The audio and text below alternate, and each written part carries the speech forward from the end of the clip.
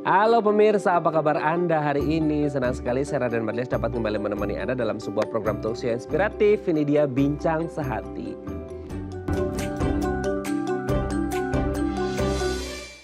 Ya pemirsa, kita udah pasti sering dengar kata atau istilah malnutrisi. Sering kali kita berpikir kalau malnutrisi itu berarti orang-orang yang kekurangan nutrisi, kekurangan gizi, kekurangan vitamin dan lain sebagainya. Tapi tahukah Anda ternyata malnutrisi ini juga bisa terjadi pada mereka yang kelebihan. Ingat ya, tidak hanya pada yang kekurangan tapi juga kelebihan. Nah, ada beberapa golongan atau kategori orang yang masuk kategori rentan mengalami malnutrisi. Salah satunya adalah lansia. Sementara kita tahu ya, lansia ini kan kita ya udah ngerti lah ya, metabolismenya menurun, proses degeneratif sehingga sistem imunitas tubuhnya juga berkurang. Nah, apa jadinya kalau ditambah malnutrisi? Gimana cara mengatasinya? Inilah topik yang akan kita bahas hari ini, mengatasi malnutrisi pada lansia. Ini gimana caranya gitu ya. Nah, ngomong-ngomong tentang malnutrisi, kita pasti akan ngomongin seputar makanan. Kita akan membahas terlebih dahulu mitos fakta seputar makanan ya. Kita lihat yang pertama nih pemirsa ya. Sayuran yang dimasak kehilangan nutrisinya. Oke, jadi gini, thanks God-nya adalah ketika kita suka sama yang namanya sayuran. Bayangin di luaran sana itu banyak banget orang-orang yang nggak suka sama yang namanya sayuran atau buah-buahan gitu ya. Nah, alhamdulillahnya ketika kita suka sama sayuran itu berarti pertanda baik karena akan memberikan efek atau manfaat baik bagi tubuh kita. Tapi seringkali orang Indonesia ini, terkhusus orang Indonesia ya, seringkali kan kita makan sayuran itu dijadikan entah itu jadi lalapan ataupun jadi sayur. Nah, ada yang beranggapan bahwa gini, kalau yang namanya sayuran yang hijau-hijau dan lain sebagainya itu harus dimakan mentah gitu ya. Kenapa? Karena nutrisinya masih tinggi. Emang kenapa sih kalau dimasak? Emang kenapa sih kalau disayur? Emang kenapa sih kalau direbus dan lain sebagainya? Banyak yang berpikir bahwa ketika sayuran ini direbus lah, pokoknya dimasak lah ya gitu ya. Ini kandungan nutrisinya akan berkurang karena akhirnya kena panas lah, kena air panas dan lain sebagainya. Nanti kita akan tanyakan apakah betul demikian jika sayur kemudian ini dimasak, direbus dan sebagainya akan kehilangan nutrisinya. Nanti akan kita bahas ya. Oke, kita lanjut yang kedua pemirsa. Makan sedikit tapi sering bisa turunkan berat badan. Weh, ini menjadi berita baik ya, khususnya bagi Anda yang lagi mau menurunkan berat badan gitu ya. Karena banyak yang, tapi ini jadi dilematis ya, terutama ketika kita kerja di kota besar gitu. Pagi udah sibuk, siang masih ngejar deadline, akhirnya sempetnya sore gitu ya. Kita nggak sempat bahkan untuk makan yang kecil atau snacking seperti itu.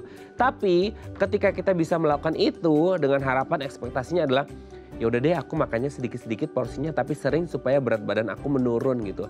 Nah, bisakah seperti itu? Atau sebenarnya ya oke sih mungkin bisa, tapi dilihat dulu apa yang dikonsumsi, apa yang dimakan, betul nggak? Kalau kandungannya gula semua, yang asin-asin dan lain sebagainya, ya agak berat juga ya untuk menurunkan berat badan. Oke, kita lanjut yang ketiga pemirsa ya.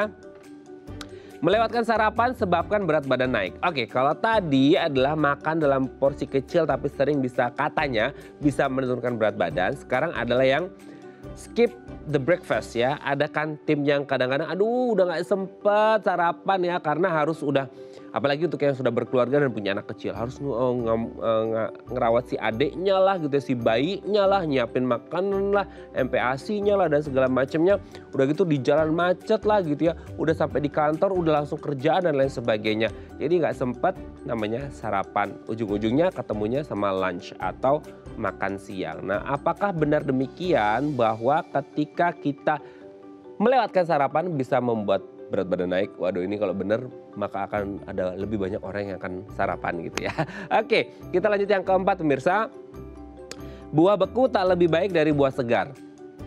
Kita sering sih ya, maksudnya kayak ada pemikiran mungkin ya, pemikiran di kepala kita bahwa buah impor itu lebih baik gitu ya. Nah, sementara kita ngerti kalau namanya buah impor apalagi yang udah di can ya atau udah di kaleng gitu. Itu kan pasti di frozen ya, dibekukan kan seperti itu. Nggak hanya diimpor aja sih, maksudnya ketika harus melewati proses yang sangat panjang, buah pasti akan di frozen atau dibekukan gitu ya. Nah pertanyaannya gini, ketika kita dipilih gitu ya, untuk mengonsumsi, mana nih yang real fruitnya yang benar-benar langsung kayak kita potong sendiri dan lain sebagainya dengan buah-buah yang di frozen atau dibekukan, ini mana yang lebih baik gitu? Ada nggak sih satu jenis buah ini yang lebih baik dibandingkan yang lainnya atau tetap sama aja? Atau justru kayak kalau udah dibekuin sih udah nggak bagus lagi. Sama halnya mungkin dengan tadi ya, ketika sayuran sudah direbus atau sudah dimasak, kandungan nutrisinya akan menurun. Tapi kalau untuk buah, apakah berlaku demikian atau tidak? Nanti akan kita bahas juga ya. Oke, kita lanjut yang terakhir pemirsa. Es krim sebabkan, waduh ini agak susah ya ngomongnya, batuk, pilek, bapil dan lain sebagainya. Ini acap kali terjadi ketika mungkin Anda punya toko gitu ya, terus toko Anda jualan es krim. Ada nih datang orang tua sama anaknya. Niatnya sih kayaknya orang tuanya mau beli yang lain ya. Tapi tiba-tiba anaknya, Mama, aku mau beli es krim gitu. Terus mamanya bilang, gak boleh nanti kakak batuk pilek gitu. Nanti batuk, nanti pilek dan lain sebagainya. Itu pasti udah sering banget kita dengar. Atau mungkin Anda sendiri gitu ya ngomong ke anak Anda. Kalau makan es krim bisa menyebabkan batuk pilek. Nah apakah benar demikian bahwa ketika anak-anak atau orang lah ya makan es krim ini bisa menyebabkan batuk pilek atau enggak ya? Oke, itu tadi beberapa mitos fakta seputar makanan dan kami akan membahasnya saat lagi. Tetap bersama kami di Bincang Sehati.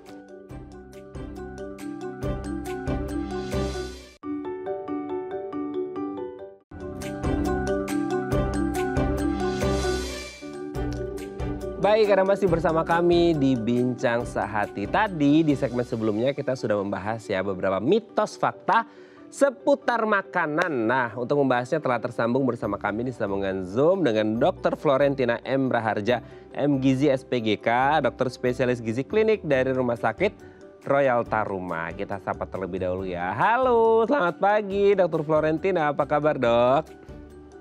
Halo, selamat pagi. Kabar baik. Gimana kabarnya Mas Raden? Baik Kabar juga ya? baik juga, terima kasih dok. Kita hari ini akan ngomongin seputar makanan ya dok ya. Karena ini mungkin nanti di penghujung tahun dan di awal tahun banyak yang berpesta, kumpul keluarga. Jadi agak susah nih membendung makanan-makanan enak yang kadang-kadang kebablasan nih ya. Oke, dok kita bahas yang pertama ya, mitos faktanya adalah sayuran yang dimasak kehilangan nutrisinya. Kan sering ya kita, ya orang Indonesia itu ada yang suka makan katakanlah ya lalapan sayuran yang mentah, ada juga yang pinginnya dimasak atau direbus seperti itu. Atau kita bikin sayur ya harus dimasak, mau ngapain namanya sayur harus dimasak. Tapi beda nggak sih dok kandungan nutrisi antara sayuran yang dimakan secara mentah gitu ya atau yang dimasak, direbus atau diapain itu gitu dok? Oke, jadi kandungan nutrisinya berkurang atau tidak? Iya, berkurang sedikit kalau dimasak ya. Tetapi gini, apakah lalapan kemudian lebih baik? Nah, kita harus perhatikan juga. Kalau lalapan, pertama kan cucinya harus bersih ya. Kalau cucinya tidak bersih, kemungkinan ada telur cacing, itu juga kemungkinannya ada. Jadi sebenarnya lebih baik tuh kalaupun lalapan, sebenarnya disiram sedikit dengan air panas sebentar.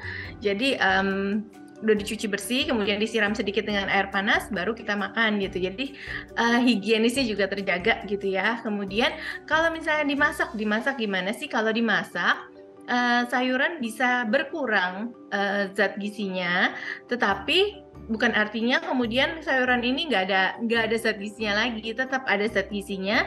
Nah, caranya gimana? Dimasaknya tidak terlalu lama. Jadi kalau kita makan mungkin masih ada rasa kres gitu ya.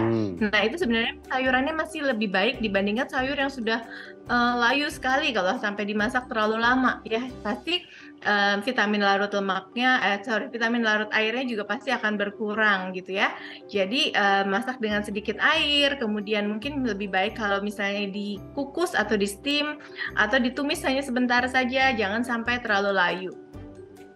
Oke, jadi intinya tetap bisa ada nutrisinya, tapi jangan sampai lembek sampai apa sih bahasanya dok? Meleot banget gitu ya si sayur. Apa sih bahasanya ya, bahasa Jerman itu dok, meleot ya.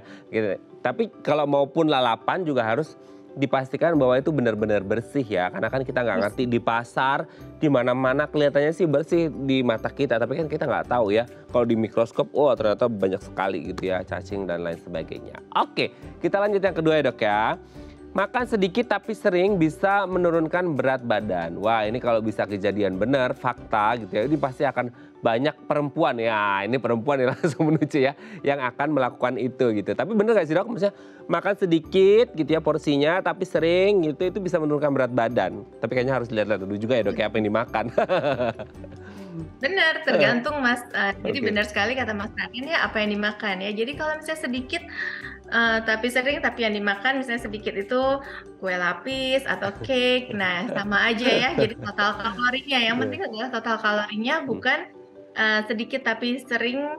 hmm. Kalau sedikit tapi sering kemudian dia rendah kalori tentu bagus. Nah kalau dia tinggi kalori, nah itu yang kita harus hati-hati. Meskipun sedikit sering, nah jadi banyak juga ya jadinya, apalagi kalau kalorinya padat kalori seperti itu. Jadi nggak bisa dianggap sedikit tapi sering tanpa melihat apa yang dimakan, komposisinya, kemudian jumlah kalorinya gitu. Oke. Berarti ini indikasinya kalau porsinya dikit tapi sering, tapi makanannya sehat, bisa ya dok ya untuk menurunkan berat badan ke depannya nanti? Bisa. Bisa, justru akan lebih baik kalau misalnya sedikit tapi sering dan tinggi serat, kemudian komposisinya tetap seimbang gitu ya. Jadi gula darah juga tidak spike gitu. Jadi kalau kita sekaligus makan dalam jumlah yang banyak, gula darah akan naik tinggi atau kita bilang spike. Ya, Hmm. gula darah yang naik tinggi ini nantinya akan merangsang insulin keluar lebih banyak. Oh. Insulin menurunkan gula darah dan gula darahnya akan sempat seperti drop ke bawah gitu ya. Jadi orangnya sempat kayak orang kelaparan. Nah, malah makan lagi gitu. Jadi, Heeh. nah yang diharapkan kalau dia dengan makan sedikit tapi sering, gula darahnya landai. Jadi tidak sempat ke keadaan yang drop tadi, yang hipoglikemi yang membuat orang jadi lebih lapar lagi. Kalau istilah bahasa Jermannya itu alon-alon asal kelakon gitu ya. Yang penting Nah, sedikit-sedikit tapi selamat gitu ya. Jangan langsung makan banyak langsung spike, langsung naik tajam gitu ya. Oke dok, kita lanjut ya. Yang ketiga, nah ini kalau tadi makan sedikit-sedikit, sekarang sarapan nih. Orang yang melewatkan sarapan ini berat badannya katanya bisa naik. Nah sementara kita di Jabodetabek mungkin ya tinggal di sini, sarapan itu menjadi hal yang kadang-kadang agak susah gitu ya, apalagi untuk yang wanita atau pria karir gitu ya, atau yang punya kesibukan luar biasa tinggi, mobile banget gitu. Sarapan kadang-kadang di skip, ya udah deh dirapel di lunch gitu. Nah, benar seperti itu gak sih dok, bahwa melewatkan sarapan itu bisa membuat berat badan naik gitu?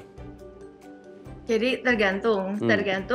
dalam arti gini, kalau misalnya dia skip sarapan, kemudian waktu makan siangnya jumlahnya nggak banyak gitu ya, tetap dalam komposisi yang normal, ya tidak akan menaikkan berat badan. Hmm. Tapi kalau misalnya yang lebih sering terjadi adalah waktu dia skip sarapan, kemudian kondisi tubuh nih dari semalaman tidak makan, kemudian skip sarapan, kan dia kayak prolong atau kayak puasa tapi fastingnya lama Hmm. gitu. Nah, keadaan kayak gini biasanya tubuh akan membongkar cadangan. Udah sempet keadaannya gula darahnya drop gitu ya. Justru waktu makan biasanya yang terjadi adalah kalap Nah. jadinya. Nah, makanya makan siangnya lebih banyak itu yang menyebabkan berat badannya jadi naik. Oleh karena itu seringnya adalah disarankan tetap sarapan. Mhm. Tetap sarapan ya, diisi seperti itu ya, supaya nggak kalap waktu makan siang. Oke, kita lanjut ya dok ya. Buah beku itu katanya nggak lebih baik dari buah segar. Nah ini kan banyak ya dok ya, misalnya kita kan kadang-kadang makan buah segar, kadang-kadang makan buah beku. Buah beku itu bukan berarti yang kayak es ya pemirsa ya, ya nggak bisa dimakan juga ya. Maksudnya buah yang dalam proses distribusinya itu dibekukan gitu kan, sampai hanya ke tangan end user atau customer-nya gitu. Nah, apakah selalu buah segar lebih baik dari buah beku dok atau gimana? Kalau memang dari waktu proses pemetikan, kemudian tidak lama setelah dipetik lalu dibekukan, komposisinya tentu akan sama seperti buah segar. Mhm. Tetapi kalau ternyata sudah sekian lama, kemudian ada bahan-bahan tambahan lagi, baru dibekukan, nah itu yang pasti berbeda gitu Mmm. ya. Jadi kalau misalnya dalam keadaan frozen, beku, ya komposisinya akan beku saat itu. Mmm. Jadi tetap komposisinya tetap sama. Nah, yang berbeda adalah kalau misalnya kita taruh justru, ditaruh di kulkas. Orang sering Nah membedakan frozen dengan kulkas ya. nah itu Kalau betul ditaruh di betul. kulkas jangka waktu lama justru komposisinya bisa berubah karena kan faktor penyimpanan. Sebenarnya dari faktor dari buah itu dipetik, kemudian didistribusi, penyimpanan, itu pasti ada perubahan ya. Tidak, kalau berbeda dengan begitu dipetik, kita cuci langsung kita makan, nah itu pasti beda. Nah, kalau misalnya bisa seperti itu tentu akan jauh lebih baik ya. Tapi kalau beku, misalkan pasti beku ini begitu dipetik, tidak lama setelah dipetik kemudian dibekukan, komposisinya kemungkinan besar tetap sama. Oke ya. Jadi harus diperhatikan juga dibekukannya kapan gitu ya, setelah dipetik langsung atau butuh proses lagi, dan itu pasti hasilnya akan beda gitu ya. Oke dok ya, kita lihat yang terakhir ya. Es krim katanya bisa menyebabkan batuk, pilek. Aduh, ini udah banyak banget ya orang tua yang mendoktrin anaknya ya. Es krim bikin batuk deh, es krim bikin batuk kak, bikin pilek segala macam, jangan makan es krim. Nah sebenarnya bikin batuk pilek itu es krimnya atau apa sih dok? Yang bikin batuk pilek pertama ya pasti ada patogen ya, ada kuman atau bakteri atau virus yang membuat batuk, kemudian daya tahan tubuh juga turun, kemudian bisa juga karena faktor alergi. Tapi kalau misalnya es krim bikin batuk pilek, saya rasa sih tidak selalu seperti itu, kecuali kalau dalam keadaan anak ini memang alergi atau misalnya gini, kena dingin dia gatal-gatal, ada juga yang kena dingin dia batuk-batuk seperti itu. Tapi tidak selalu es krim itu menyebabkan batuk pilek, karena batuk pilek lebih sering karena faktor tadi ya, ada kuman atau virus atau bakteri ya, itu yang menyebabkan batuk pilek, termasuk debu, alergi gitu. Oke, jadi es krimnya sendiri sih tidak menyebabkan batuk pilek ya, kecuali lagi makan es krim di jalan gitu ya, tiba-tiba kena debu, kena kuman segala macam nempel di es krimnya, kemakan jadinya ikutan batuk pilek. Jadi jangan menyalahkan es krimnya ya dok ya, es krimnya nggak salah apa-apa gitu ya.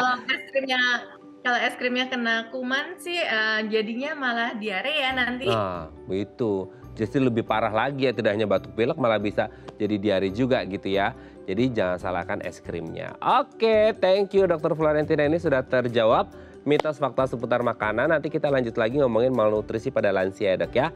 Oke pemirsa, 021 290 3244 atau DM Instagram kami di @dafamily kalau Anda punya pertanyaan. Kami akan kembali saat lagi.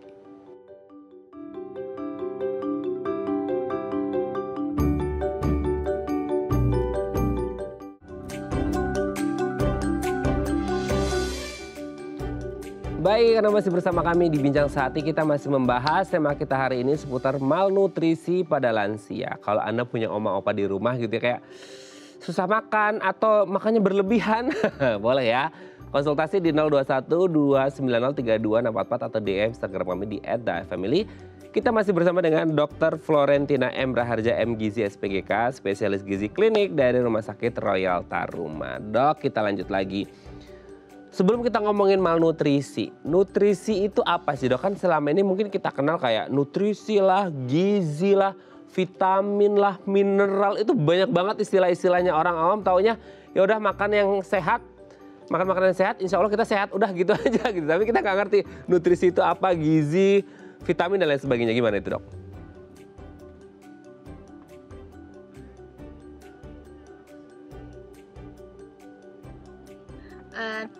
Itu sebenarnya adalah makanan ya, jadi makanan dengan komposisi zat gizi yang ada di dalamnya yang diperlukan oleh tubuh, baik itu sebagai sumber energi, kemudian sebagai bahan untuk metabolisme, untuk kita bisa beraktivitas, dan ujungnya adalah untuk kita bisa bertahan hidup jadinya.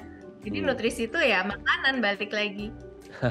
Gitu ya. Oke, nah kalau kita melihat nutrisi dan itu penting, berarti sebenarnya berapa banyak sih yang dibutuhkan oleh manusia secara umum perharinya ya, atau mungkin per porsi makan atau seperti apa standarnya gitu. Nah itu yang umumnya ya untuk manusia. Kalau untuk lansianya sendiri seperti apa gitu dok?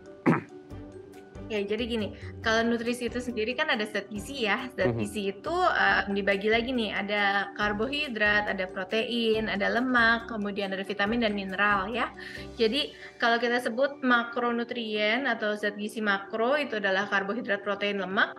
Nah ini berbeda-beda di tiap orang.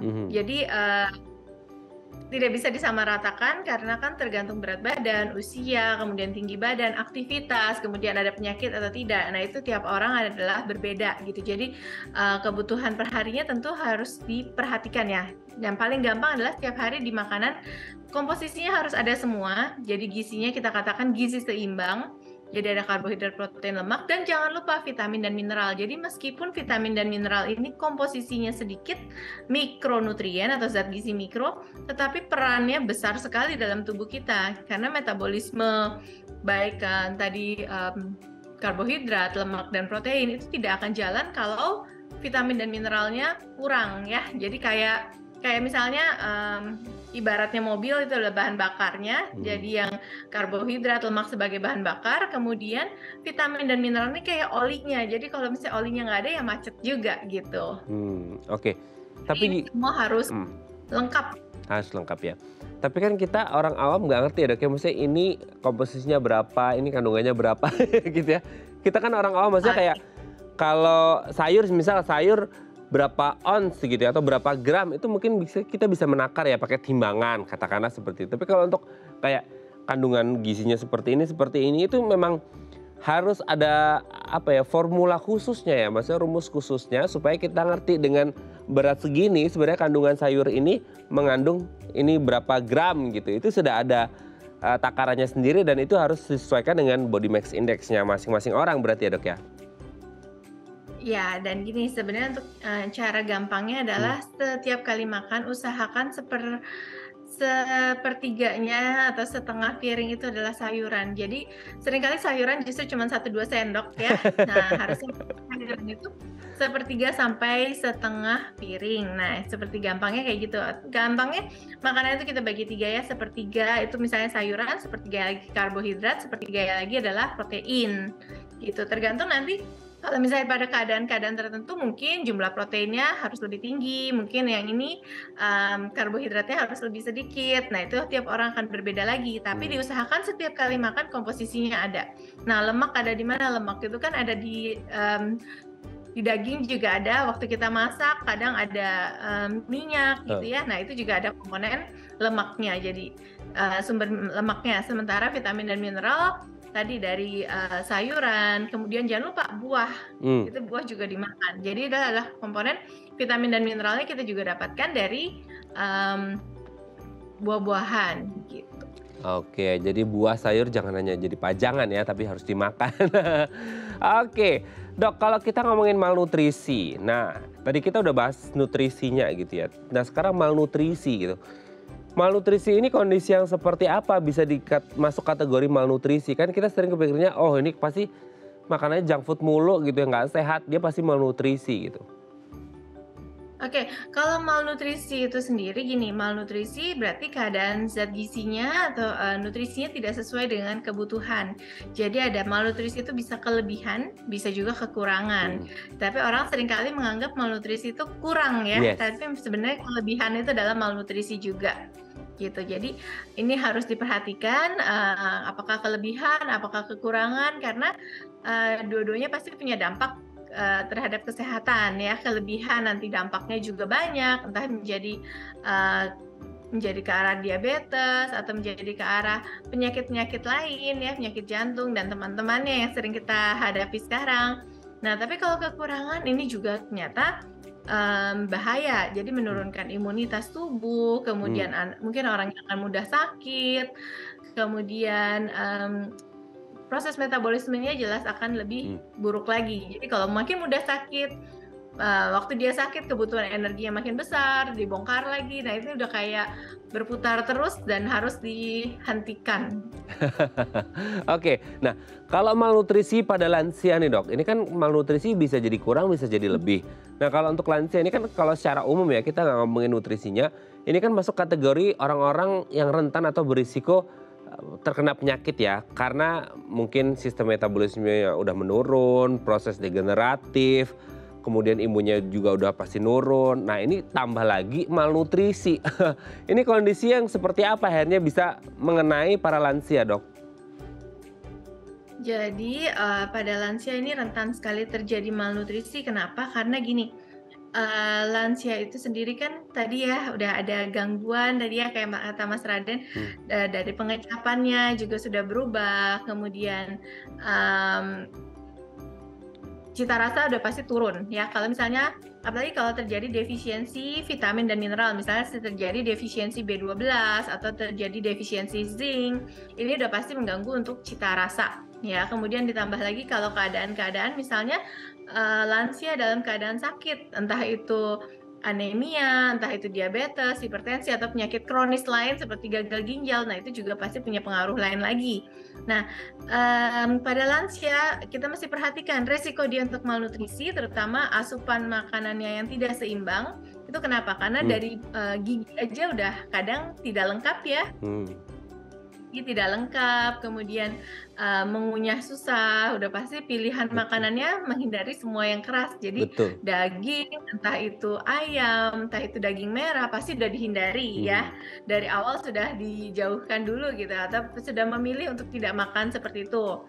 Kemudian misalnya mau makan telur, kemudian takut kolesterol, takut banyak takutnya juga ya. Jadi sebenarnya harus dicek juga sih keadaan kesehatannya. Kalau misalnya sehat ya sebenarnya masih bisa sih kalau misalnya nggak makan daging, nggak makan ayam, makan ikan atau makan telur atau makan protein hewani seperti tahu dan tempe gitu. Nah, tapi kan seringkali pemilihan karena faktor gigi ya, faktor dari cita rasanya juga sudah turun.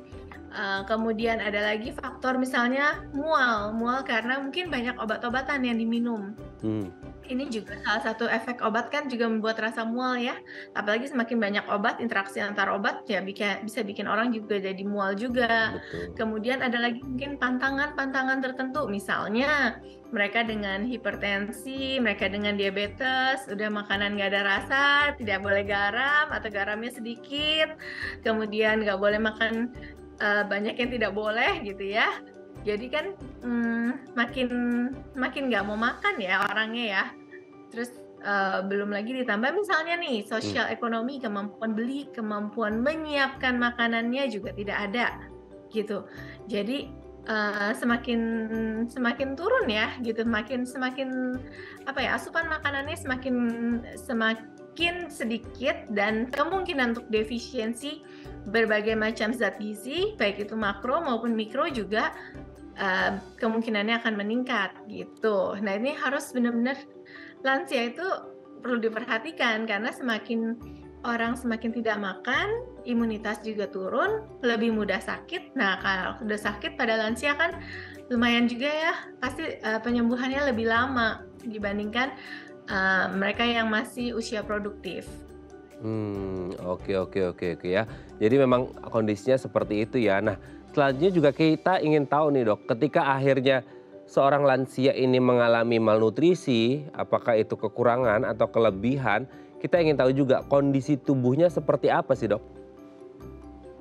Kondisi tubuhnya kalau misalnya kekurangan atau kelebihan Iya. ya? Oke, kalau misalnya kekurangan atau kelebihan otomatis yang tadi, yang pertama adalah imunitas tubuh bisa turun ya, mudah sakit, kemudian mungkin mudah lelah.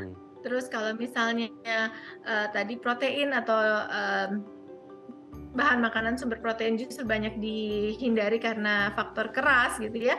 Nah, protein itu kan sebenarnya fungsi dalam tubuh kita sebagai zat pembangun, kemudian dia menggantikan sel-sel yang rusak atau untuk sebagai sel-sel imun, kemudian sebagai transporter juga ya, pembawa untuk transport berbagai macam nutrien. Nah ini juga semua pasti berkurang. Nah termasuk kemampuan nanti adalah kapasitas ototnya. Kapasitas ototnya bisa berkurang, mungkin berdiri susah, jalan susah ya, atau mudah jatuh, itu yang paling ditakutkan oleh lansia ya. Kalau lansia udah sekali jatuh makin nggak berani jalan lagi nanti.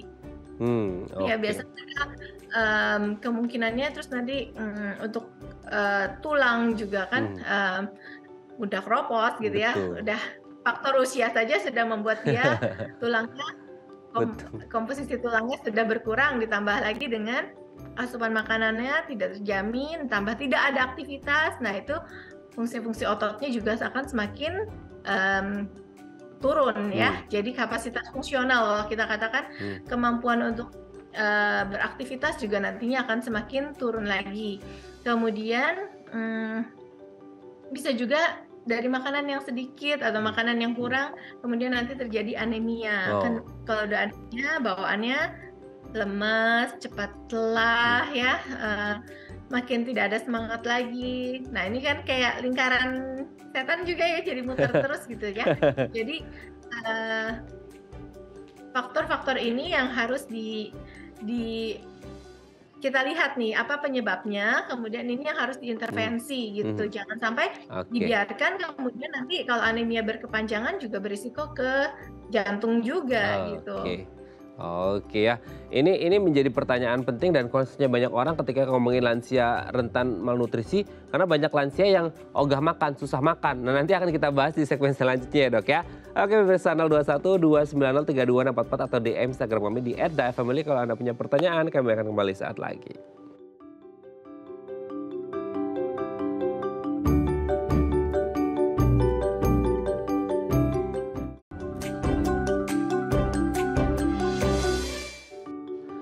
Baik, Anda masih bersama kami di Bincang Sehati. Kita masih membahas tema kita hari ini, malnutrisi pada lansia. Kalau Anda mau tanya-tanya boleh ya di 021 290 32644 atau di Instagram kami di @dafamily. Kita masih bersama dengan Dr. Florentina M. Raharja, M. Gizi SPGK, spesialis gizi klinik dari Rumah Sakit Royal Taruma. Dok, ini gini ya, kondisinya kalau kita ngomongin lansia, lebih banyak mungkin adalah lansia-lansia yang susah makan.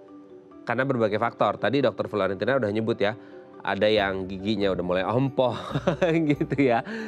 Terus karena mungkin post power syndrome, jadi mungkin stresnya juga kebawa ya karena biasa aktif, memerintah orang, terus tiba-tiba di rumah harus ngerajut lah segala macam gitu ya. Pokoknya banyak faktor deh, yang intinya mereka susah makan. Nah ini kalau kayak gini, solusi terbaiknya apa ya, Dok? Maksudnya kayak bisa nggak sih, tadi dokter menyebut juga ya udah kasih aja tuh makan makanan yang apa ya, yang lunak gitu ya, atau bisa diatasi dengan mungkin suplemen vitamin, itu bisa membantu juga nggak sih, Dok? Oke, jadi pertama kita harus cari tahu dulu nih kenapa gangguan makannya atau asupan makannya berkurang, kenapa, faktor-faktornya di mana. Nah, kalau misalnya faktornya lebih banyak ya, faktor sosial atau depresi atau kesendirian, ya tentu harus dilibatkan keluarga ya. Keluarga harus ikut terlibat, yang mungkin dia pengen bersama keluarga gitu. Jadi harus dilihat atau mau sama yang seusianya. Nah, itu harus dilihat secara keseluruhan. Kemudian kalau misalnya makanannya keras, ya kita ubah makanannya jadi lebih lunak dengan memperhatikan seluruh komposisi zat gizinya agar semuanya tetap terpenuhi. Kemudian dilihat juga kalau misalnya tadi ada zat-zat gizi yang mungkin kurang, nah baru kita tambahkan dari suplemen. Tetapi kalau misalkan kita masih bisa memenuhi zat gizi tersebut dari bahan makanan, tentu lebih baik adalah dari bahan makanan. Nah, dibanding kita penuhi dari suplemen ya. Jadi suplemen itu hanya melengkapi, sementara tidak bisa menggantikan bahan makanan pokok yang berasal dari bahan makanan. Gimana pun juga yang berasal dari alami tentu akan jauh lebih baik dibandingkan suplemen ya. Karena suplemen balik lagi ada yang chemical, ada juga yang seperti mineral ya pasti itu nggak mungkin chemical, tapi yang lain-lainnya kan chemical, tentu kita menambahkan lagi zat-zat chemical lagi kan beban lagi untuk hati maupun untuk ginjalnya. Itu juga kita harus perhatikan. Jadi faktor yang harus diperhatikan pada lansia ini komprehensif sekali ya, harus dari berbagai disiplin ilmu bersama-sama kita melihat lansia ini masalahnya di mana. Gitu. Jadi nggak semata-mata di nutrisi, bisa juga ada masalah lain yang mendasari, misalnya ada penyakit kronis, entah itu kanker atau entah itu lansianya hanya tiduran, kemudian terjadi luka di bagian punggung atau di bagian bokong yang sering kita katakan ulkus. Nah ini juga menyebabkan protein dalam darahnya juga akan turun karena keluar terus ya dari lukanya. Artinya lukanya juga harus diperhatikan, harus diterapi, diobati, kemudian makanannya juga harus dijaga, diatur gitu. Jadi secara keseluruhan lansia ini harus dilihat masalahnya di mana. Oke. Nah, untuk mengetahui masalahnya gitu ya dan kondisinya seperti apa, kita kan kadang-kadang sebagai anggota keluarga agak nggak ngeh ya dok ya. Maksudnya ketika kita sibuk ini itu segala macam gitu ya. Semua mungkin thanks God-nya mungkin ada yang caregiver di rumah gitu yang bantuin gitu ya. Tapi kalau yang nggak ada kan kita nggak bisa ngukur gitu. Maksudnya oma opa kita di rumah ini udah pas belum nutrisinya dan lain sebagainya. Nah untuk mengetahui apakah lansia yang di rumah, oma opa kita yang di rumah ini dia malnutrisi atau enggak, ada nggak sih dok tanda-tanda yang dialami atau kelihatan gitu? Mulai dari gerak-geriknya, mulai dari kondisi kesehatannya ketika oma opa kita di rumah ini mengalami malnutrisi, apakah yang kekurangan atau yang kelebihan, sehingga kita orang keluarga kan jadi aware gitu bahwa oh kalau tanda-tanda kayak gini berarti nih oma opa udah mulai tanda-tanda malnutrisi nih, seperti itu dok. Oke, jadi tanda-tanda yang paling gampangnya adalah misalnya kenaikan berat badan yang drastis, atau justru berat badan yang turun secara drastis ya, apalagi sekitar 5-6 kilo dalam 3-6 bulan, itu sudah tanda tanya ya. Kadang malah dalam 2 minggu turun drastis. Nah ini kita mesti cari tahu. Atau misalnya tiba-tiba tidak selera makan, benar-benar tidak selera makan. Bahkan misalnya tadinya suka untuk makan, katakan makan daging tidak masalah, sekarang tiba-tiba bau daging saja sudah bikin mual. Nah, kita mesti cari tahu nih kemungkinannya kenapa. Apakah kemungkinan ini adalah tanda anoreksia ya? Kalau anoreksia kan bisa macam-macam. Bahkan seringkali sebelum terjadi kanker, anoreksia dulu yang lebih dominan, penurunan berat badan, kemudian anoreksia.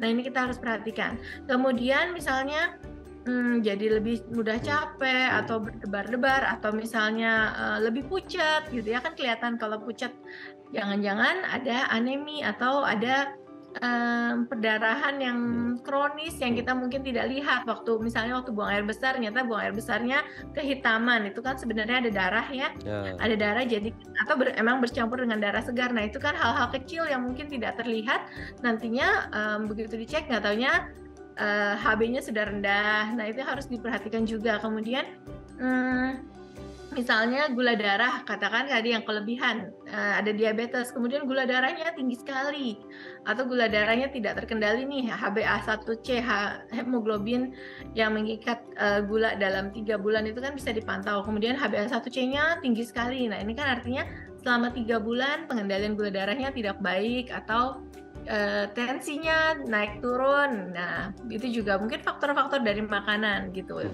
Ada orang yang misalnya gini, oh iya dok ada hipertensi, sedang mengurangi garam, tetapi makannya masih sering makanan kaleng, kemudian makan pizza atau makan makanan yang diawetkan, itu kan ada garam-garam tersembunyi ya, atau makan mungkin dagingnya lebih sering disemur, itu kan ada kecap juga ada natriumnya lagi, ada saus juga ada natrium tersembunyi. Nah ini yang perlu diperhatikan juga gitu. Jadi makanannya di rumah seperti apa, kemudian gejalanya di rumah juga seperti apa, atau misalnya orangnya jadi yang tadinya bisa jalan kemudian jadi lebih cepat lemes, capek, atau misalnya kita ubah nih pola makannya, tiba-tiba diubah terus orangnya kok kayak orang bingung. Nah jangan-jangan komponen zat gizinya ada yang berkurang gitu. Jadi bisa juga gini,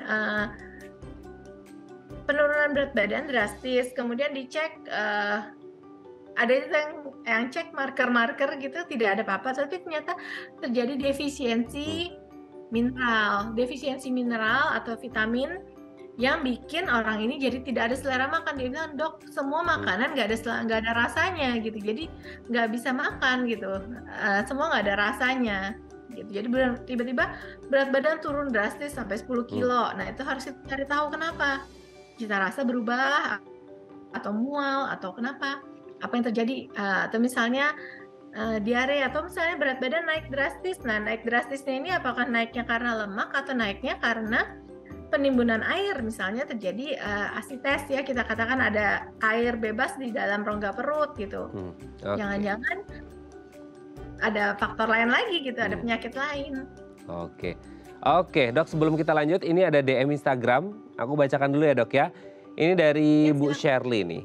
Dok, opa saya di rumah susah banget buat disuruh makan, terutama setelah kepergian oma beberapa waktu lalu. Fisiknya sih masih gagah, tapi kami takut karena jadi jarang makan.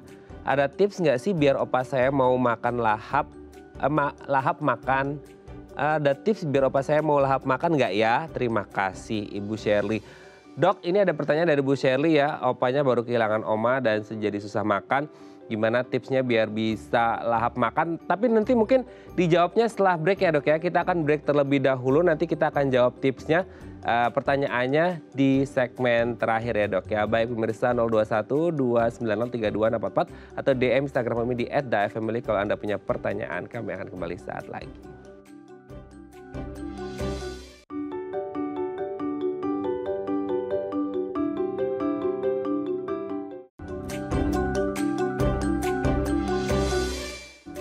Baik, Anda masih bersama kami di Bincang Saati. Kita masih bersama dengan Dr. Florentina M. Raharja, MGizi SPGK, spesialis gizi klinik dari Rumah Sakit Royal Taruma. Dok, kita lanjut lagi ya. Tadi sempat ke skip break, ada pertanyaan DM dari Bu Shirley, opanya baru kehilangan oma dan agak susah makan gitu ya. Gagah sih fisiknya, tapi takut aja keluarganya. Gimana tuh dok? Oke, jadi memang ya kalau misalnya baru kehilangan anggota keluarga, apalagi pasangan, itu adalah pengaruh yang terbesar ya. Jadi membuat depresi, membuat selera makan juga pasti hilang. Nah ini tips untuk kembali lahap tentu susah ya, langsung bisa kembali lahap. Tapi yang diusahakan adalah usahakan opa tetap makan meskipun sedikit. Jadi tetap ada makanan yang masuk meskipun sedikit, jangan sampai dibiarkan berlarut gitu ya. Kalau perlu untuk sementara waktu lebih banyak keluarga yang menemani, karena gimana pun juga namanya orang, entah itu opa, entah itu kita sendiri ya, kehilangan pasangan hidup adalah sesuatu yang paling berat. Nah jadi